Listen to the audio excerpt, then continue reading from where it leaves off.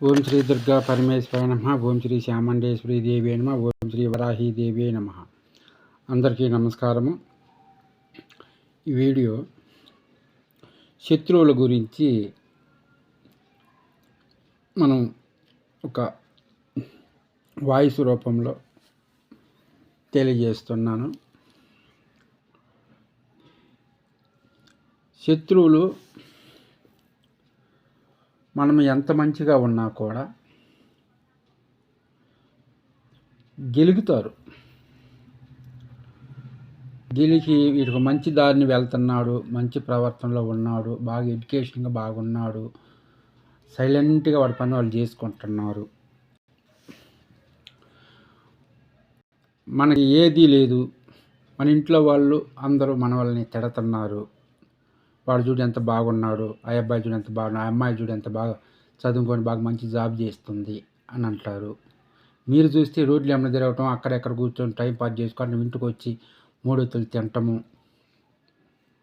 సరిపోతుంది, మీకు పని బాట ఏముండదా, పని చూసుకారా అని మనల్ని జడుతున్నారు. అవతల వాడిని ఎట్లా జడపాలి అని ప్లాన్లు చేస్తుంటుంది. నిజంగా మాకు ఇక్కడ జరుగుతున్న విషయాలు నేను అన్ని వీడియోలు చేసేవి కూడా ఊరకనే అక్కడ ఇక్కడ ఏ చెప్పింది నా కళ్ళ ముందు నాకు జరుగుతున్న విషయాలు నేను వీడియో చేస్తున్నాను. నన్ను ఒక నలుగురు కలిసి టార్గెట్ చేశారు. టార్గెట్ చేసి నేను ఎట్నే వెనక్కలాగాలి, ముందుకు బానియకూడదు,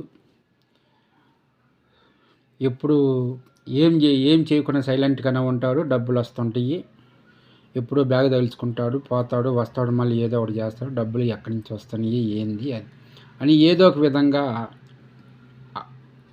నెగిటివ్గా ఆలోచించి నెగిటివ్ నింపుకొని ఉంటారు మనసు అంతా. అది వాళ్ళతో పాటు కాకుండా ఇంకా పక్కన వాళ్ళకు కూడా నేర్పిస్తుంటారు. ఇలాంటి వాళ్ళకి మంత్రము తంత్రముతో వాళ్ళని నిశ్శబ్దం చేసేయచ్చు. అంటే నిశ్శబ్దం అంటే వాళ్ళకి ఏదో జరుగుతుందని కాదు, అంటే మన జోలి వాళ్ళు రాకుండా ఉండేదానికి. వాళ్ళ పని వాళ్ళు చేసుకుంటారు, మన పని మనం చేసుకుంటాం, వాళ్ళ పాటుకు వాళ్ళు వెళ్ళిపోతారు.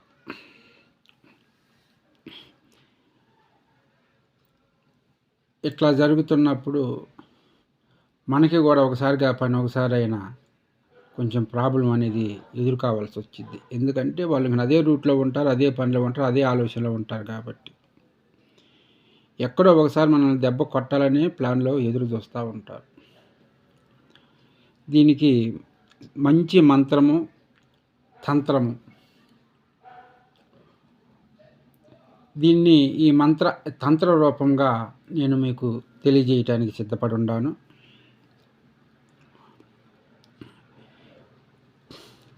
దీనికి కావాల్సినవి శనివారం రోజున,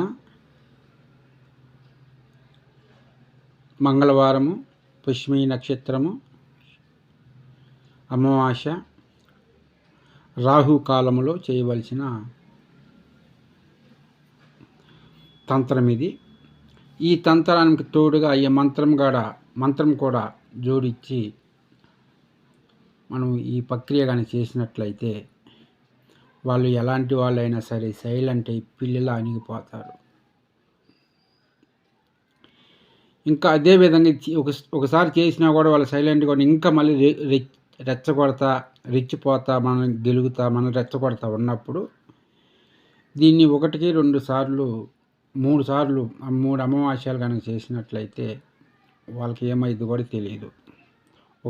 ఒకసారికే వాళ్ళు సైలెంట్ అయిపోతారు. అప్పుడప్పుడు చేస్తూ ఉంటే వాళ్ళు ఇంకా మీ ముందు మీ ముందుకు రావడానికి కూడా ఇష్టపడరు. ధైర్యం చాలదు ముందు. ఒకవేళ మాట్లాడుతున్నా లోపలంతా గుండెల్లో లట్ అని దెబ్బ కొట్టుకుంటూ ఉంటుంది. భయం లోపల ఏదో నలుగురిలో మాట్లాడాలని మాట్లాడతారు, కానీ లోపల మాత్రము దెబ్బను దడిబిడి కొట్టుకుంటూ ఉంటుంది. భయంతో వణిగిపోతుంటారు. ఈ విధంగా ఉన్న శత్రువులకి తంత్రం అనేది నేను తెలియజేస్తున్నాను. దీనికి తోడు మంత్రం కూడా చేసినట్లయితే ఇంకా మంచి ఫలితాలు వస్తాయి. మంత్రం మీరు డైరెక్ట్గా వచ్చి తీసుకోవటం కానీ లేదా డైరెక్ట్గానే వచ్చి మాట్లాడి తీసుకొని వెళ్ళినట్టయితే దానికి విధి విధానం కూడా చెప్పిస్తాను. విధి విధానాలు కూడా ఉంటాయి. అవన్నీ తెలియజేయటం జరుగుతుంది. కనుక ఇప్పుడు మంత్రం కాకుండా తంత్రం మాత్రమే తెలియజేస్తున్నాను.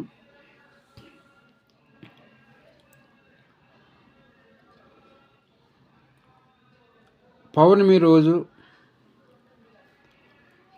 లేదా అమావాస్య రోజున ఒక చిన్నది కుండ ఒకటి తీసుకొని దానికి లోపల నల్లది పెయింట్ పూయాలి. నల్ల పెయింట్ పూసిన తర్వాత వాళ్ళు పూసి కొంచెం ఆరిన తర్వాత, ఎందుకంటే కుండ చిన్న మట్టి కుండ, అది నీళ్ళు పోసినా పాలు పోసినా ఇంకేది తేమ వస్తువులు నీరు వస్తువులు సంబంధించి ఏ వస్తువు వేసినా ఒక 10-15 నిమిషాల పాటు తేమంతా లాగేసిద్ది, చెమ్మంతా లాగేస్తుంది.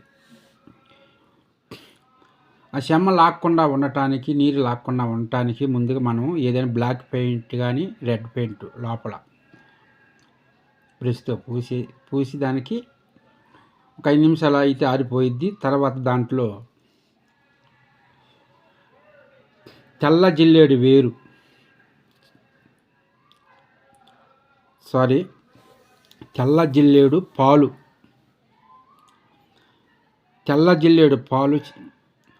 ఆ కుండకి పట్టాలి. తెల్ల జిల్లేడు చెట్టుకి ఆకులు ఉంటాయి కదా, ఆ ఆకులు, కాయలు, పువ్వులు ఏవి పట్టుకొని తుంచినా కూడా పాలు వస్తుంటాయి. మేము ఎన్ని ఆకులు తుంచాలి, ఎన్ని పువ్వులు తుంచాలి, ఎన్ని కాయలు తుంచితే మాకు చిన్న కొండ అనేది నిండుతుంది అని వచ్చాము. చిన్నదే తీసుకోండి, వీలైనంత వరకు చిన్నది తీసుకోండి. ఎంత చిన్నదే అంత. 1 అంగుళము 2 అంగుళాలు ఉండేవి వస్తున్నాయి, ఇప్పుడు 2 అంగుళాలు ఉండేవి వస్తున్నాయి. మీకు మీ పాటికి మీ పని మీరు చేసుకోవాలి, శత్రువులు మన వైపు చూడకూడదు అనుకున్న వాళ్ళు చేయండి. మీకు ఇబ్బంది ఉంది కాబట్టి మీరు చేయక తప్పదు.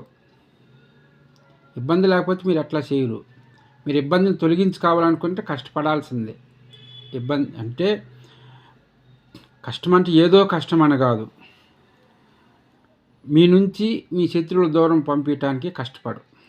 అప్పుడు మీరు ప్రశాంతంగా ఉండగలుగుతారు, మీ పనులు కూడా ప్రశాంతంగా జరుగుతాయి.